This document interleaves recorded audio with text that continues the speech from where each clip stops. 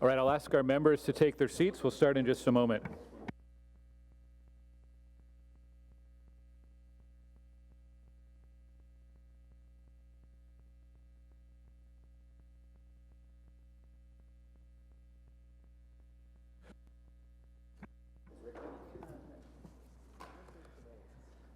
All right, good morning, everyone, and welcome to our Built Heritage Subcommittee meeting for February 11th, 2020. I'd like to call the members to order, and I want to mention we are 1 week away from Heritage Week, which is next week, all next week, and we have Heritage Day here at City Hall on Tuesday, February the 18th.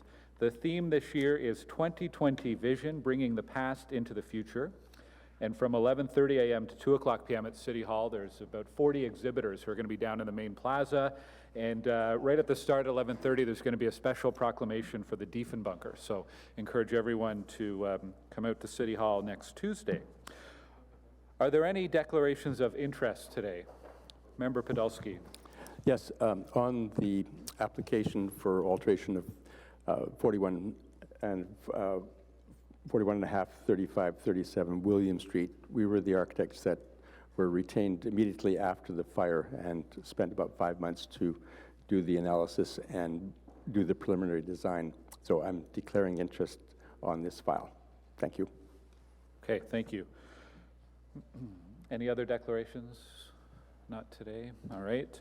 We have two items. Well, actually, we have the minutes to do first. Are the minutes for the meeting of January 14th, 2020 confirmed? Confirmed. Thank you. And we have two items today. We have a presentation from staff on both of them. We have a designation of Hydro Ottawa substations, and we have the William Street properties. I want to remind if there's anyone from the public who wishes to speak today as a delegation, there's a sign-up sheet at the front of the room, and you can do so there. So the first item is designation of Hydro Ottawa substations under Part 4 of the Ontario Heritage Act.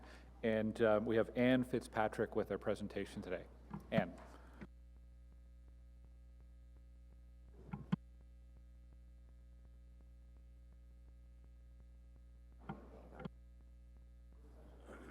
Is okay? Okay, sorry. Good morning. Good morning, Chair. Good morning, members of the committee. In front of you today is a report recommending the designation of 5 hydro substations under Part 4 of the Ontario Heritage Act. The properties are located at 247 Glebe Avenue, 340 Holland Avenue, 1275 Carling Avenue, 351 King Edward Avenue, and 39 Riverdale Avenue. They're up on the screen, the photos of the building. Here's a location map showing the 5 properties. The Carling Avenue building is the furthest west, and King Edward is at the top of the map, up in the northeast.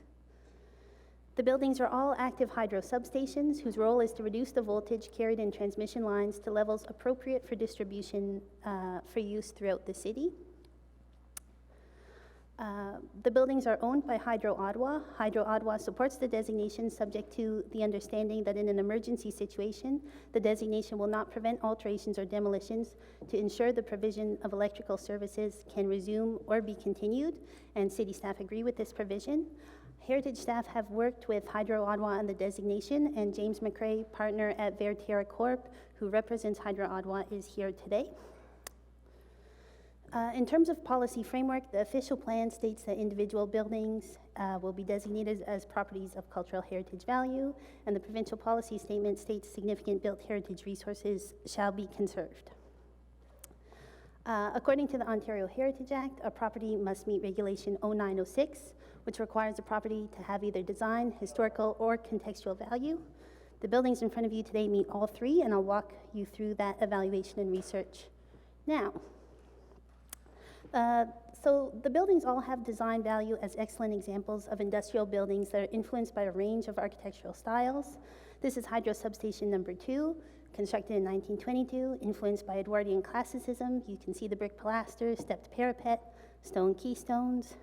340 Holland Avenue was constructed in the modern classical style, features simple brick pilasters, stone door surrounds, brick corbelling. Substation number 3 was constructed in 1929, a variation of the classical style, and you can see the architecture reflects the prestige of the expansion of the electrical network at the time.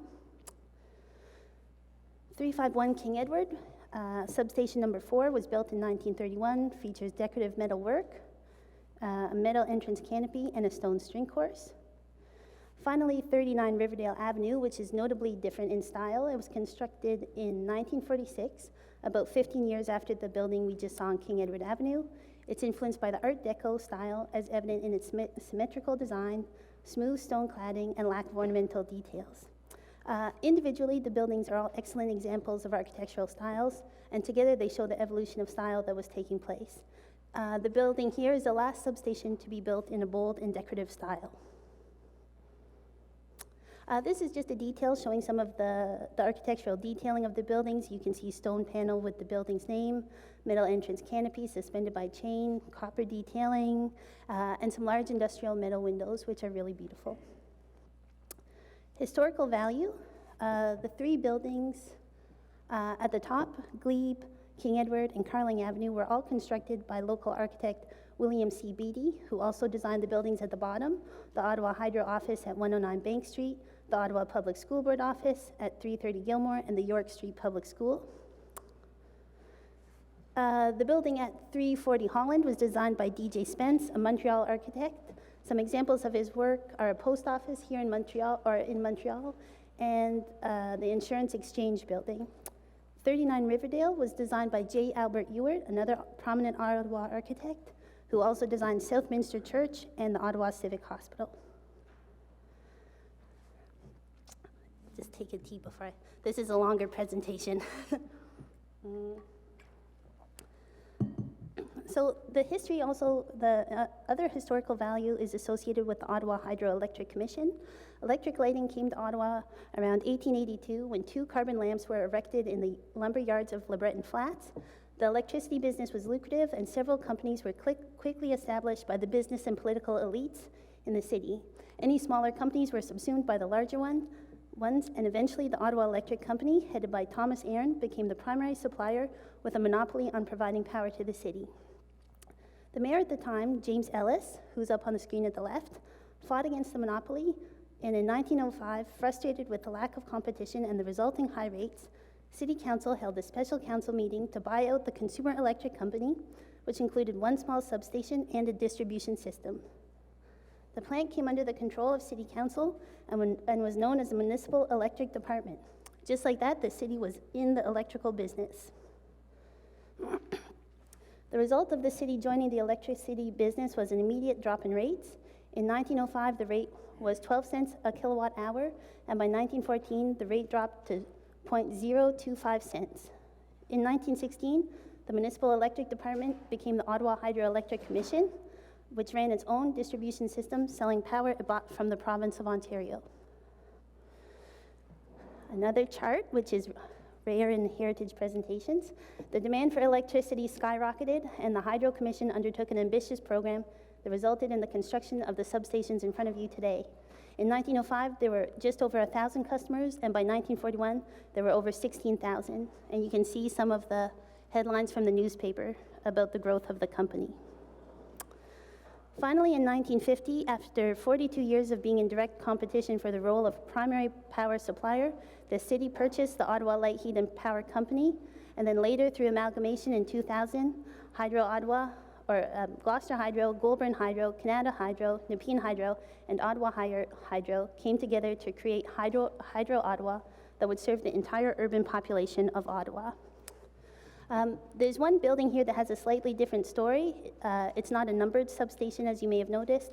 It was constructed as a substation for the Ottawa Electric Railway, a streetcar public transit system in the city of Ottawa that operated from 1891 and 1959. The city purchased the Ottawa Electric Railway in 1948. The Ottawa Electric Company began to operate this substation in 1944, and it was eventually taken over by Ottawa Hydro in 1950. The buildings are also representative of the growth of Ottawa in the early to mid-20th century. Here, the locations of the buildings have been overlaid on a map from 1928. The Glebe substation, which is number 1, sort of located right in the center of the map, was referred to as the West End substation when it was constructed because it was the first to be built outside of the core.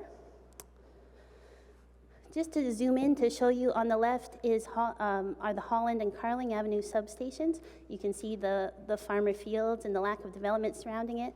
Number 5 shows where 39 Riverdale Avenue would be constructed, and you can see Ottawa South, Ottawa East have yet to be fully developed. Last but not least is contextual value. Here we have some historic photos. Sorry, the one at the top is out of order, but the one at the bottom is not. The substations contribute to the understanding of a community and are functionally linked to their surroundings as hydro substations that have remained in use since their construction.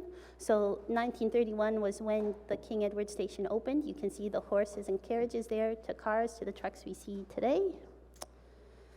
The buildings are landmarks in their neighborhoods because of the large size and distinctive architectural expression. The landmark status is emphasized by their location primarily in residential neighborhoods or along busy arterial roads. In terms of consultation, Councillor Leeper, Menard, and Fleury are aware of the proposed designation. The community associations were notified of the proposed designation, and I believe the Glebe Community Association provided comments. Heritage Ottawa was notified and has submitted comments that were included in the report as well. And finally, the recommendation, the substation meet the criteria for designation under the Ontario Heritage Act, and staff recommend that BHSC recommend that Council issue a notice of intent to designate the properties under Part 4 of the Heritage Act. Thanks. Thank you, Anne. We don't have any speakers registered for this item, but we do have correspondence on file from the Glebe Community Association and Heritage Ottawa, both in support of the designation.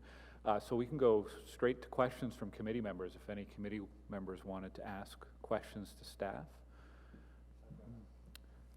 Councillor Brockington. Thank you. Thank you for the presentation. Certainly have seen these buildings over the years in my travels and never really thought too much about the history, so I appreciate that context. I think we're prepared to support this, but I just wanted to know, have you had conversations with Ottawa Hydro, and what has their reaction been? Yes, we've been working with Hydro Ottawa throughout the designation process. They're supportive of the designation, subject to the understanding between the city and them that in the result of an emergency situation as defined by Hydro Ottawa, the designation would not limit their ability to get electrical services back up and running.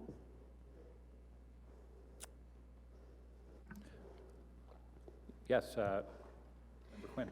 Thank you, Mr. Chair. I just want to take this opportunity to congratulate the staff on not just this excellent presentation and the amount of research in the document that was provided to us, which is rock solid, but also that, you know, all the hard work that's gone into the work with Hydro Ottawa to have these important properties designated. I certainly am very familiar with them as well, and as a student of history, I actually did my own little research paper many moons ago, so I was particularly excited to see this coming forward, but I do want to take the opportunity to congratulate you on great work. Thank you very much. Thank you. I did have a question, kind of a follow-up to Councillor Brockington, and you mentioned, Anne, about in an emergency situation that Hydro Ottawa would be able to perform any repairs required to ensure the continuing delivery of electricity. What would be the process after that? So say they had to take down a wall or something to repair the electrical equipment, would they still have to come back through as any other property owner would do if they wanted to repair it or make changes and repairs to it? How would that work procedurally? Yeah, so following an emergency situation, once the building's stabilized and the services are back up and running, the owner, and this is across the board, a property owner would apply to the city for permits for if it was shoring or reconstruction of the wall, but staff have the ability to process that permit under delegated authority, so it could be done much quicker than the normal permit process. So we would review those permits under the delegated authority process. Okay, thank you.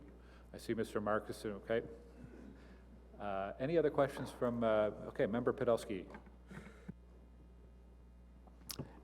Yes, question is, does the designation also include the outdoor power elements?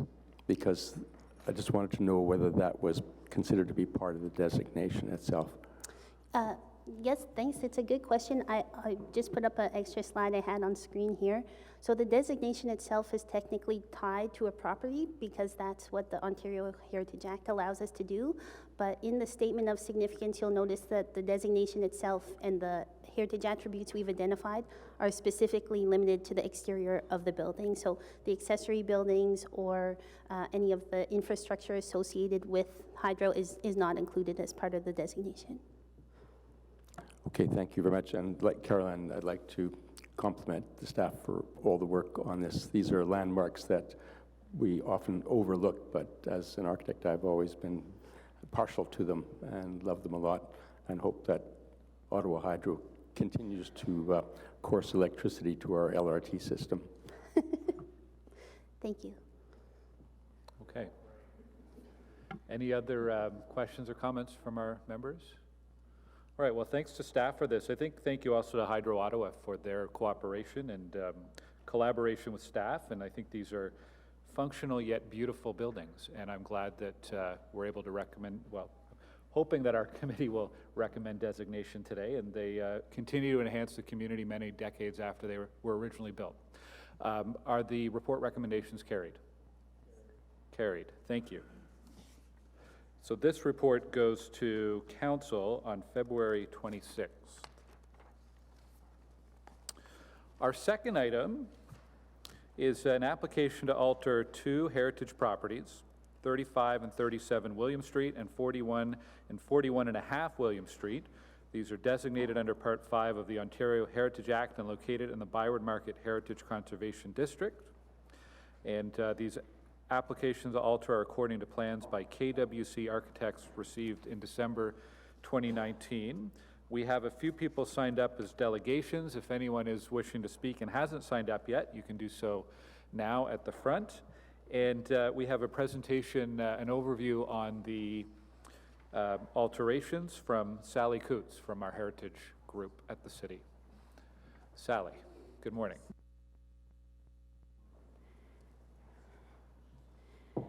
This application is in front of you today for new construction in the Byward Market Heritage Conservation District.